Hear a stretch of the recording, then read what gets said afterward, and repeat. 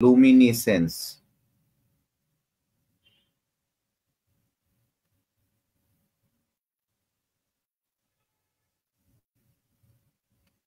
এটা হচ্ছে লুমিনিসেন্স।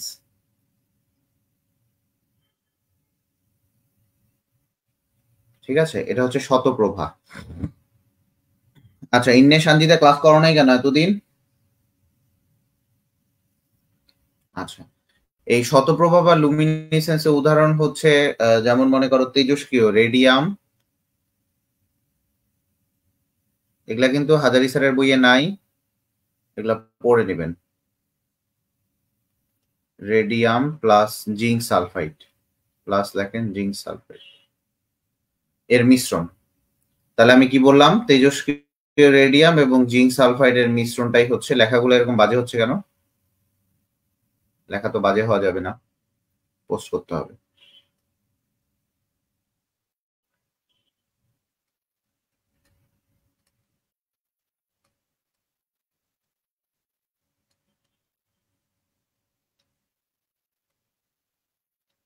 Zinc sulphide. তাহলে দেখো, এটাকে বলা হচ্ছে শতপ্রভা বা এটাকে বলা হয় লুমিনিসেন্স। তাহলে লুমিনিসেন্স কাকে বলে? লুমিনিসেন্স কাকে বলে? কোনো পদার্থের উপর, মনে করো এটা একটা পদার্থ, সাপোজ মনে করো এটা একটা পদার্থ, এই পদার্থটার উপর, এটা একটা পদার্থ, হ্যাঁ, আমি এটাকে গোল্লা গোল্লা করে দিই, বোঝার চেষ্টা করবো।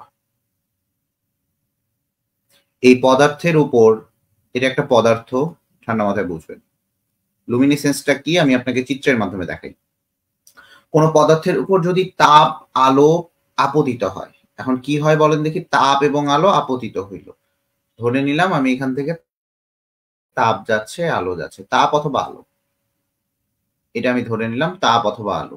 ঠান্ডা মাথায় বুঝেন, এটা তাপ অথবা আলো।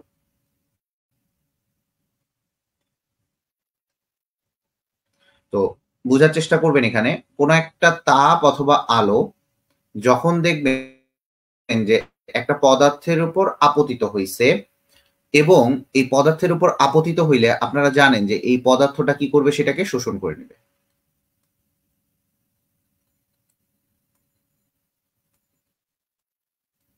শোষণ করবে। শোষিত, এই যে শোষিত, এখন এইটা শোষণ করে নিল। শোষণ করার পর শোষিত এ তাপ বা আলোক শক্তির প্রভাবে পদার্থের অণুর পরমাণুগুলো উত্তেজিত হয়। এই যে শোষিত পদার্থটা আছে না, এগুলার মনে করো এগুলা পরমাণু আছে, এগুলা কি হবে? তখন উত্তেজিত হয়ে যাবে। এই যে এই পরমাণুগুলা কি হবে? উত্তেজিত হবে। ঠান্ডা মাথায় বুঝো।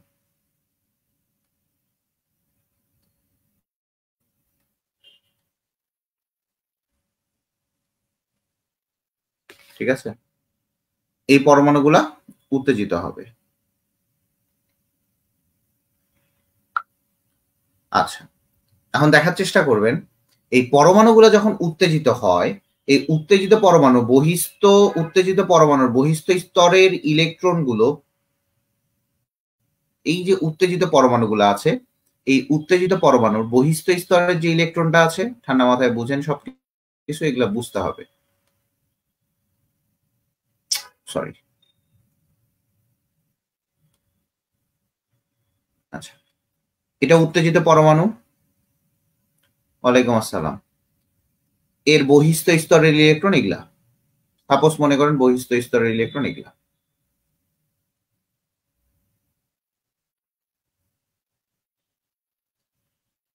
এগুলা বহিস্থ স্তরের ইলেকট্রন। ঠান্ডা মাথায় বুঝবেন, তাহলে এটা বুঝতে হবে।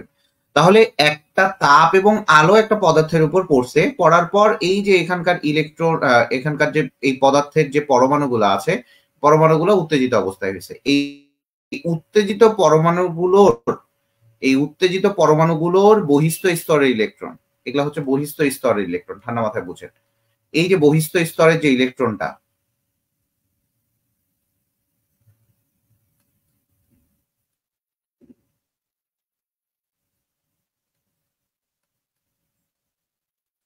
বহিস্থ স্তরের ইলেকট্রন, এই যে বহিস্থ স্তরের যে ইলেকট্রন গুলো আছে, এই বহিস্থ স্তরের ইলেকট্রন গুলা পুনরাবস্থায় ফিরে আসলে দৃশ্যমান আলোকরশ্মি বিকিরণ হয়।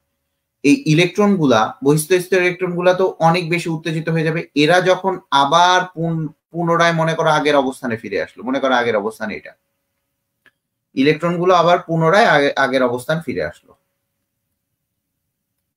পুনরায় আগের অবস্থানে ফিরে আসলো।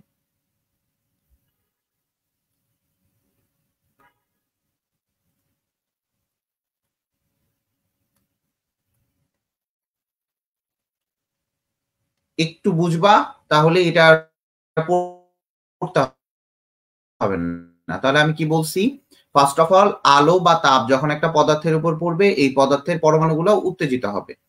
উত্তেজিত হবে কেন? কারণ এই তাপ আলোটা সে শোষণ করতেছে। এখন এই উত্তেজিত পরমাণুর বহিস্থ স্তরের যে ইলেকট্রন আছে, এই বহিস্থ স্তরের ইলেকট্রন গুলো পুনরায় আগের অবস্থায় ফিরে আসতে চাইবে। বহিস্থ স্তরের ইলেকট্রন গুলো উত্তেজিত হয়ে যাবে, কিন্তু এদের কাজটা কি, এরা পুনরায় কি করতে চাইবে, আগের অবস্থায় ফিরে আসতে চাইবে, পুনরায় আগের অবস্থায় ফিরে আসতে চাইবে। যদি পুনরায় আগের অবস্থায় ফিরে আসতে চায়, পুনরায় আগের অবস্থায় ফিরে আসতে চাচ্ছে, ঠিক আছে, এই আগের অবস্থায় ফিরে আসলে সে কি করে, সে এক ধরনের রশ্মি বিকিরণ করে। লেখো, দৃশ্যমান আলোক রশ্মি সে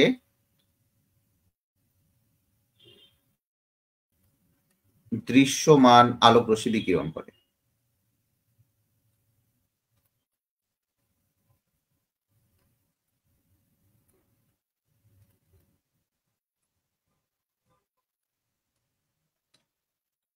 তাহলে এই যে দৃশ্যমান আলোক রশ্মি বিকিরণ করবে, ঠিক আছে, এখন এই যে দৃশ্যমান আলোক রশ্মিটা বিকিরণ করতেছে, ঠান্ডা মাথায় বুঝবেন আপনারা, এই জায়গাটা কিন্তু ইম্পর্টেন্ট। এখন যে দেখো দৃশ্যমান আলোক রশ্মি বিকিরণ ঘটে, এখন দেখো এই উত্তেজিত অবস্থায় অণু পরমাণু, এই উত্তেজিত অবস্থায় অণু পরমাণু সাথে সংঘর্ষের কারণে এরূপ ঘটে। খুবই ভালো কথা, এটা তোমরা জানো, ঠিক আছে। এখন এই যে তোমার যে অংশগ্রহণটা করতেছে, এটা নিজে নিজে না, স্বতঃস্ফূর্ত ভাবে অংশগ্রহণ করতেছে না, স্বতঃস্ফূর্ত ভাবে অংশগ্রহণ করতেছে না। এই যে বিকিরণটা করতেছে, এখানে তো আমরা কোনো কিছুই করি নাই, এর স্বতঃস্ফূর্ত ভাবে অংশগ্রহণটা করতেছে। এই স্বতঃস্ফূর্ত ভাবে অংশগ্রহণ করতেছে বিধায় এইটাকে বলা হচ্ছে শতপ্রভা, ঠিক আছে। বা আলোক রশ্মির এই যে বিকিরণটা, সেটাই হচ্ছে শতপ্রভা,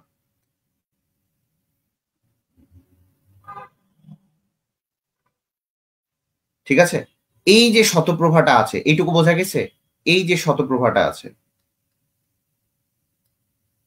এইটা কোনো ধরনের কিন্তু রিয়াকশন না। আবারও বলি, এটা কোনো ধরনের রিয়াকশন না।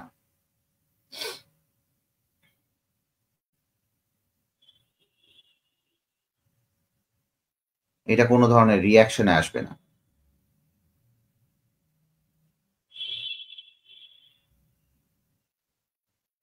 আচ্ছা, কোনো ধরনের রিয়াকশন সেটা আসবে না। আচ্ছা, এর উদাহরণ কোনটা ভাইয়া? দেখেন, এটার উদাহরণ কোনটা? এই উদাহরণ হচ্ছে আপনার রেডিয়াম। ওই যে ঘড়িতে যে জ্বলে, তাহলে রেডিয়াম কিসের উদাহরণ ভাইয়া? শতপ্রভার। রেডিয়াম কিসের উদাহরণ? শতপ্রভা। স্টার ফিশ বা জেলিফিশ এগুলা রাতে জ্বলে? জেলিফিশ কি রাতে জ্বলে? জেলিফিশ কি রাতে জ্বলে?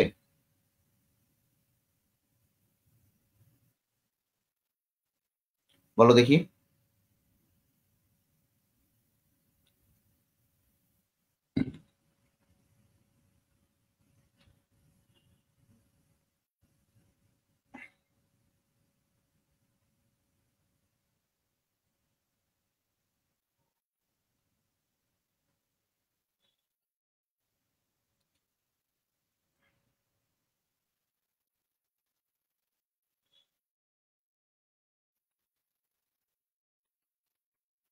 ঠিক আছে, রেডিয়াম। এখন চলে আসো, বলো দেখি জেলিফিশ কি রাতে জ্বলে?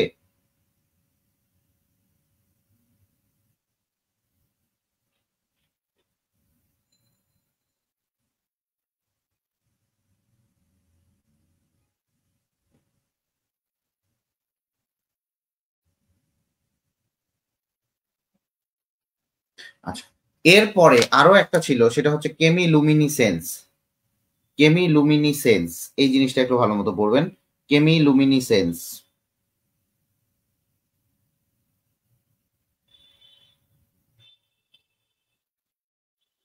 ঠিক আছে।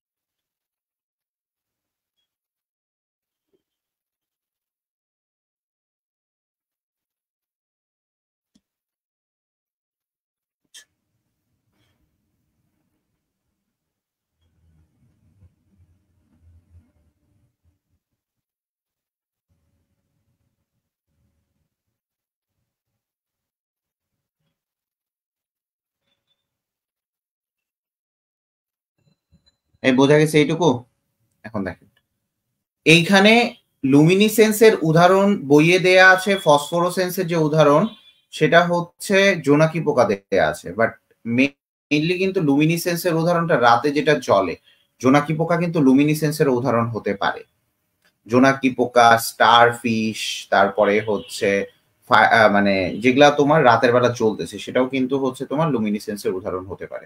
এটা আমি একটু দেখলাম, এই জন্য একটু চুপচাপ ছিলাম। ঠিক আছে, এই জিনিসটা একটু কনফিউজিং। এটা দেখা যায় যে এক একটা বই এক একটা মতবাদ দিছে। হুম, তো যাই হোক, চলে আসো চিকিৎসা ক্ষেত্রে আইআর। পরের টপিকসে চলে আসি, চিকিৎসা ক্ষেত্রে আইআর।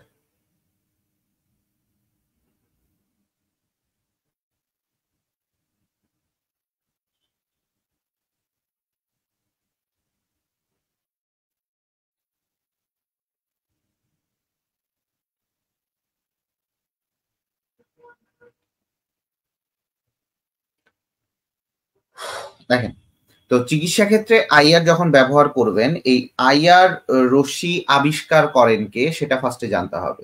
আইআর রশ্মি কে আবিষ্কার করেন বলেন দেখি? এনিওয়ান? এটা কেউ জানে না কিন্তু, পরেও নাই। দেখেন, 1800 সরি স্যার, 1800 কত সালে জানো? সাল দেয়া নাই। দেখেন, স্যার উইলিয়াম হার্শেল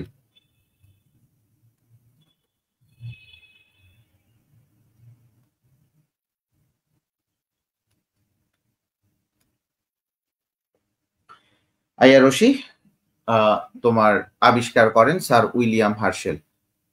তো দেখা যায় আইআর রশ্মি যেটা আছে, আইআর রশ্মিকে আমরা সাধারণত তিনটা পার্টে ভাগ করি। কয়টা পার্টে ভাইয়া বলো? তিনটা পার্টে ভাগ করি। একটা হচ্ছে নেয়ার আইআর, আরেকটা হচ্ছে মিডিল আইআর, আরেকটা হচ্ছে ফার আইআর। তো এই নেয়ার আইআর, ফার আইআর এগুলার হচ্ছে আপনার ওয়েভ লেন্থ গুলা মুখস্থ করতে হবে। ওয়েভ লেন্থ গুলা মুখস্থ করতে হবে। চলে আসি নেয়ার আইআর।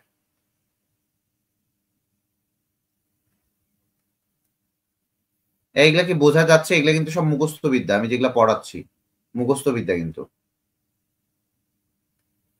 চলে আসেন নেয়ার আইআর। নেয়ার আইআর তরঙ্গ দৈর্ঘ্য হচ্ছে lambda is equal to 2500 nanometre থেকে 2500 তো না, 780 ন্যানোমিটার থেকে 2500 ন্যানোমিটার। 780 ন্যানোমিটার থেকে 2500 ন্যানোমিটার।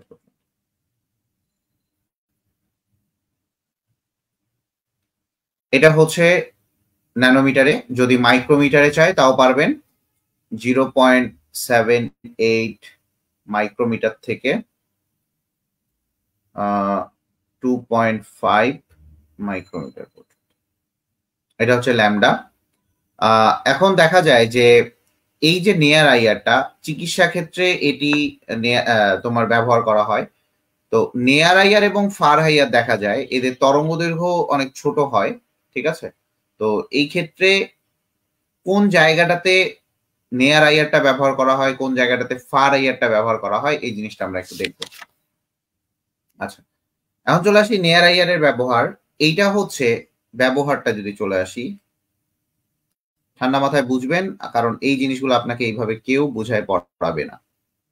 তো যেহেতু দেখা যায় এটা নেয়ার আইআর, তাহলে এটা বেশি সূক্ষ্ম, তার মানে এটা বেশি ভেদ করতে পারবে। ঠিক আছে, ভেদ করতে পারবে, এইটুকু মনে রাখবা যে এইটা ল্যামডাটা ছোট, এই জন্য এটা বেশি বেশি পরিমাণে ভেদ করতে পারবে।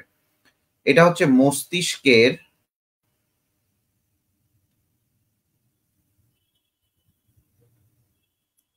রক্তের হিমোগ্লোবিন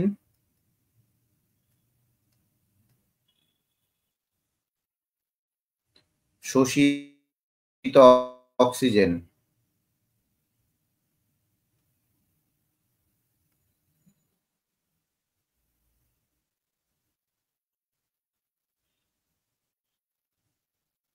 পরিমাপ করে।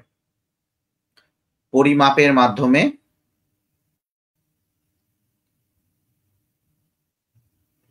রোগ নির্ণয় করে। দেখেন এগুলা কিন্তু মোস্ট ইম্পর্টেন্ট জায়গা। যা পড়াচ্ছি এখান থেকে এমসিকিউ আসবে। ঠিক আছে? এখানে ডট পদ্ধতির মাধ্যমে, ডট মানে হচ্ছে ডিফিউজড অপটিক্যাল টোমোগ্রাফি।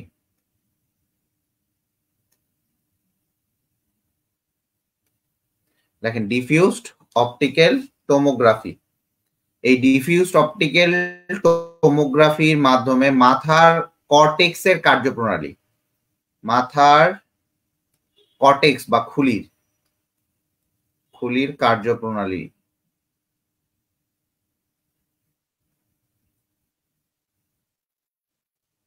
নির্ণয় করে। এইটুকু বুঝছেন?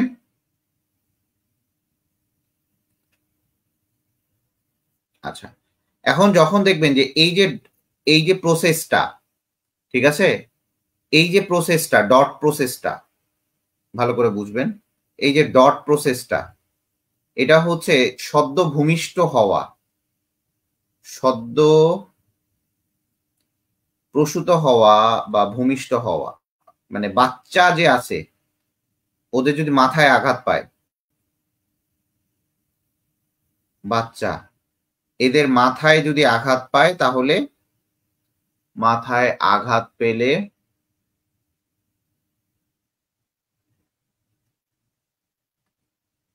এটি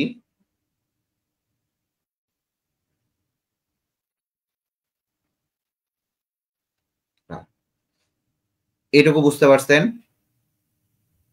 এইটুকু বোঝা গেছে না? এটা হচ্ছে নেয়ার আইয়ারের ব্যবহার। চলে আসি এরপরে মিডিল আইয়ার।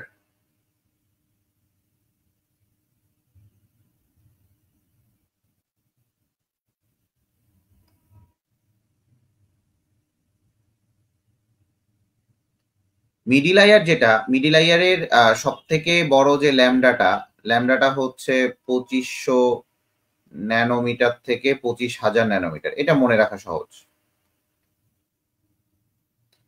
2.5 মাইক্রোমিটার থেকে 25 মাইক্রোমিটার। ঠিক আছে? 25 মাইক্রোমিটার।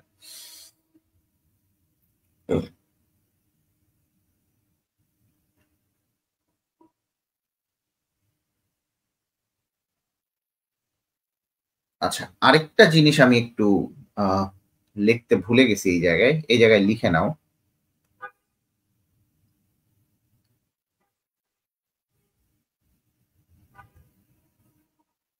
এই জায়গায় একটু লিখে নাও যে এই যে নেয়ার আইয়ার, NIR লেখো।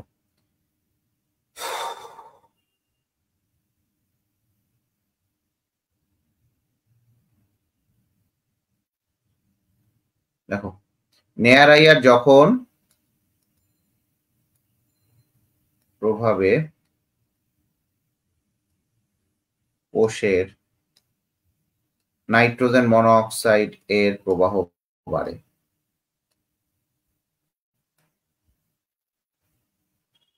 এগুলা সব মুখস্থ, আমি এগুলা জাস্ট নোট করে দিচ্ছি তোমাদেরকে, নোট করে দিচ্ছি। এগুলা সাধারণত দাগায় দেয় সবাই, আমি নোট করে দিচ্ছি 2-3টা বই থেকে, জাস্ট পড়ে নিবা, দ্যাটস ইট, শেষ।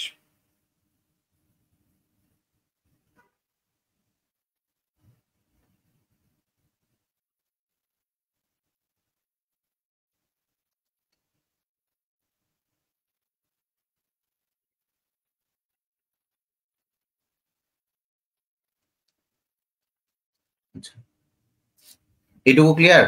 আচ্ছা, এই নেয়ার আইয়ার যখন দিবে তখন ব্যথা কমে যায়, ব্যথা কমে,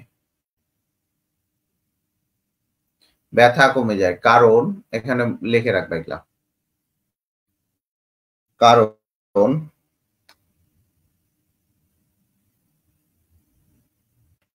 এই স্নায়ু কোষে যে ব্যথাটা কমে যায়, এটার কারণ দুইটা পদার্থ থাকে, এটার কারণে দুইটা পদার্থ থাকে।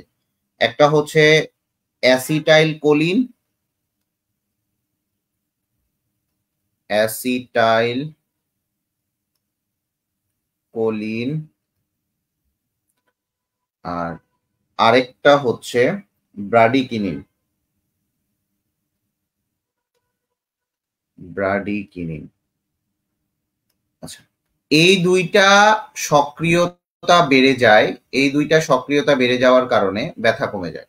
তাহলে ব্যথা যখন কমবে তখন দেখবা যে এটা সক্রিয়তা লাভ করে, কারণ এরা ব্যথা কমে যায় কারণ এই যে এই দুইটা পদার্থ আছে, এই দুইটা পদার্থ সক্রিয়তা লাভ করে, সক্রিয়তা লাভ করে।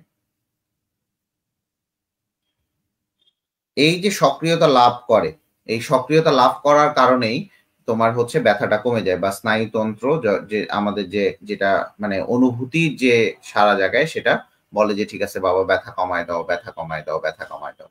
ঠিক আছে, এই হচ্ছে আমাদের গেল নেয়ার আইয়ার। আচ্ছা, মিডিল আইয়ার যেটা ব্যবহার করা হয়, এটা সব থেকে ইম্পর্টেন্ট। এটার ব্যবহার যদি আমরা আসি, এটার ব্যবহারটা সব থেকে ইম্পর্টেন্ট, যে এর ব্যবহারটা খুবই ইম্পর্টেন্ট।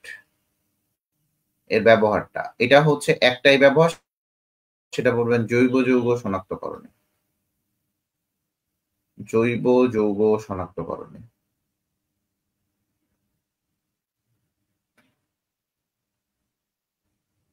জৈব যৌগের কার্যকারীমূলক শনাক্তকরণ।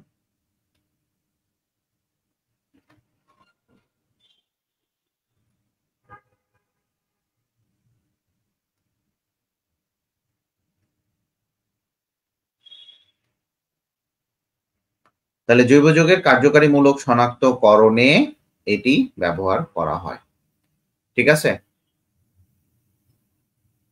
তো এই যে নেয়ার আইয়ার, নেয়ার আইয়ারটা, এই নেয়ার আইয়ারকে সরি মিডিল আইয়ার, এটার অনেক অপর নাম হচ্ছে বডি আইয়ার। বডি আইয়ার। ঠিক আছে,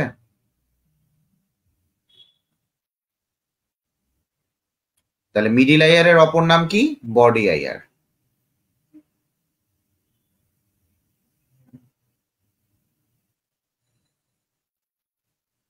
ঠিক আছে, যদি বলো যে ভাইয়া এটা কেন বডি আইয়ার,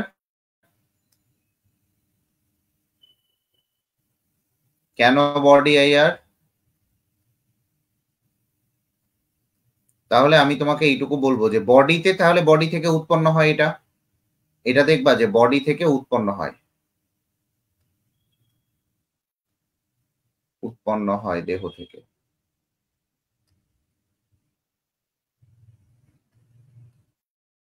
এবং পরিবেশে বিকিরিত হয় আইআর হিসেবে। পরিবেশে বিকিরিত হয়, ঠান্ডা মাথায় বুঝবেন। তাহলে আমার কথা বুঝতে পারছেন? তাহলে মিডিল আইয়ারের অপর নাম আমরা বলতেছি বডি আইয়ার, এবং সেটা উৎপন্ন হয় এবং দেহ থেকে উৎপন্ন হয় এবং পরিবেশে বিকিরিত হয়। এটুকু ক্লিয়ার মনে হয় সবার। তো এই যে তোমার বিকিরিত হয়, এই যে বিকিরিত হয়, কারণ এটা তো মনে করো যে আমাদের শরীরে তাপ শক্তি হয় না, ওই তাপ শক্তিটাই তোমার হচ্ছে দেখা যায় যে দেহ ত্বকের পৃষ্ঠদেশ থেকে আইআর রূপে বিকিরিত হয়। এই যে আইআর এর বিকিরণ মাত্রা, এই যে আইআর এর বিকিরণ মাত্রা, বিকিরণ মাত্রা ইজ প্রপোর্শনাল টু তোমার হচ্ছে মানব দেহে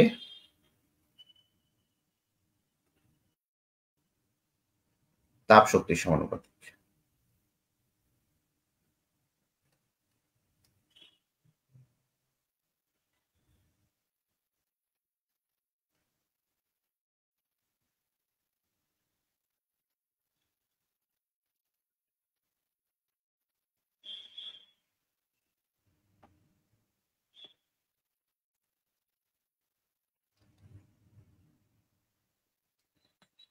তাহলে বুঝতে পারছো এই জিনিসটা? এখানে যেগুলা পড়াচ্ছি এগুলা পুরাটাই মুখস্থ টার্ম, মুখস্থ টার্ম। কথা বোঝা গেছে এটা? তাহলে বোঝা যাচ্ছে যে বডি আইআর এটাকে আমরা বলবো, কারণ এটা বডি থেকে উৎপন্ন হয়, এবং বডি থেকে উৎপন্ন হয় কারণ তাপ শক্তি থেকে যেটা হয় সেটা নির্গত হয়। ঠিক আছে, এবং পরিবেশে এটা বিকিরিত হয়। তো দ্যাটস ওয়াই আমরা এটাকে বলবো হচ্ছে body IR. Clear body IR কেন বললাম?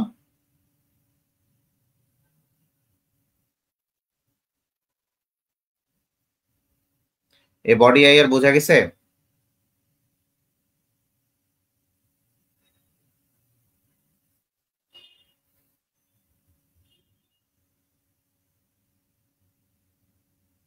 বডি আইআর বোঝা গেছে? তাড়াতাড়ি বলো।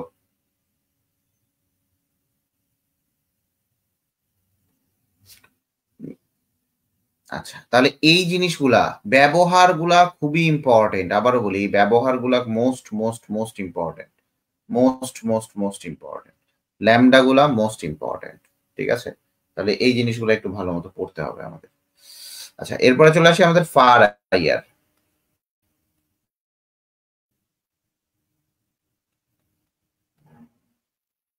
আচ্ছা, জানুয়ারি মাস থেকে রেগুলার ক্লাস হবে। হ্যাঁ, ফার আইআর।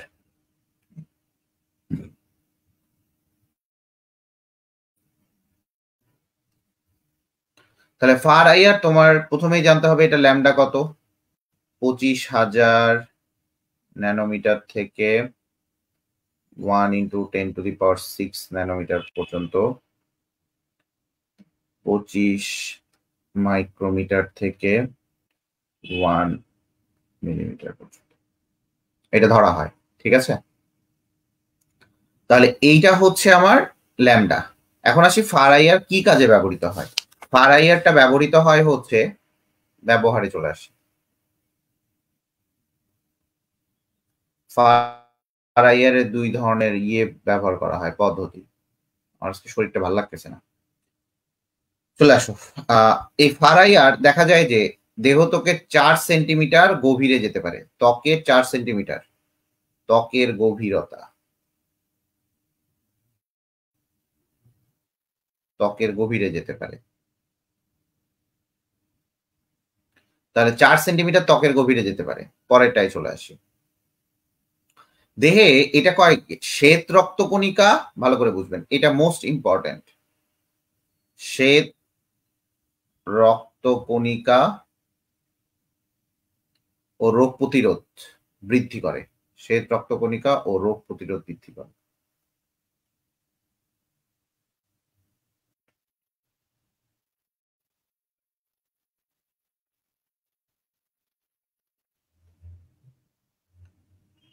এরপরের দিকে চলে আসো।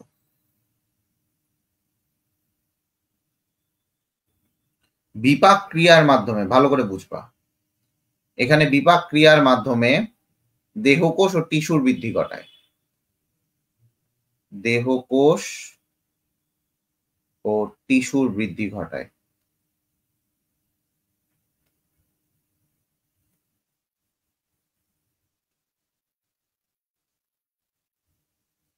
কার মাধ্যমে? বিপাক ক্রিয়ার মাধ্যমে। মাধ্যমটা হবে হচ্ছে বিপাক ক্রিয়া।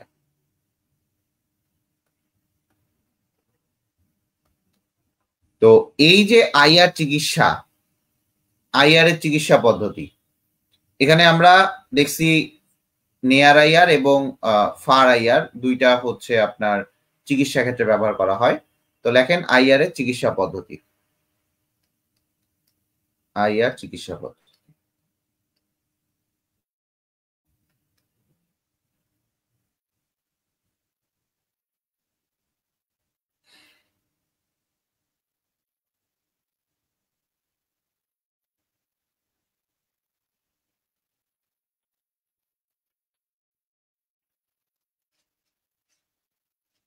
লেখেন আইআর এর চিকিৎসা পদ্ধতি। আইআর এর চিকিৎসা পদ্ধতি যেটা, সেটা দুইটা পদ্ধতিতে ব্যবহার করা হয়।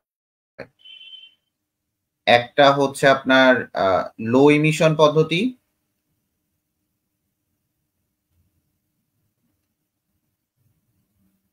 আরেকটা হচ্ছে আপনার লেজার পদ্ধতি।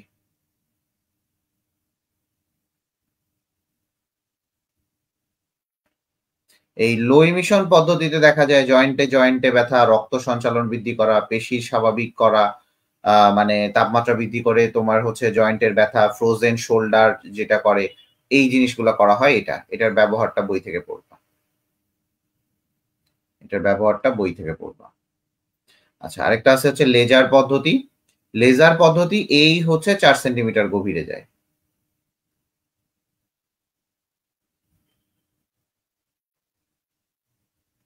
এই হচ্ছে আমার 4 সেন্টিমিটার গভীরে যাবে। ঠিক আছে? এই যে তাপমাত্রা তোমার বৃদ্ধির ফলে বিভিন্ন উদ্দীপনা জায়গায়, দ্যাটস ইট, শেষ। তাহলে এখানে নেয়ার আইয়ার এবং ফার আইয়ার চিকিৎসা ক্ষেত্রে আমরা দুইটা পদ্ধতি, ফার আইয়ারের যে চিকিৎসা পদ্ধতিটা সেটা আমরা দুইটা পদ্ধতি ব্যবহার করতেছি, একটা হচ্ছে লো ইমিশন আর একটা লেজার পদ্ধতি। ঠিক আছে? লো ইমিশন আর একটা কি লেজার পদ্ধতি। এটুকু ক্লিয়ার? আচ্ছা, আজকের মতো আমি অফ করব, আমার খারাপ লাগতেছে, ভালো লাগতেছে না। আচ্ছা, তোমাদের মনে হয় কালকে ক্লাসটা হতে পারে, কালকে একটা এক্সট্রা ক্লাস নিয়ে দিব। হ্যাঁ, এক্সট্রা ক্লাস নিয়ে দিব। আরেকটা জিনিস আমি পড়াই দিই, যেহেতু কালকে এমআরআই পড়াবো। দেখেন, এফটিআইআর এর পড়বেন। এফটিআইআর এটা হচ্ছে Fourier transform infrared. FTIR, FTIR Fourier transform infrared, Fourier transform infrared. ঠিক আছে? এটা হচ্ছে আইআর এর মডিফাইড ভার্সন, আইআর এর মডিফাইড ভার্সন। আচ্ছা,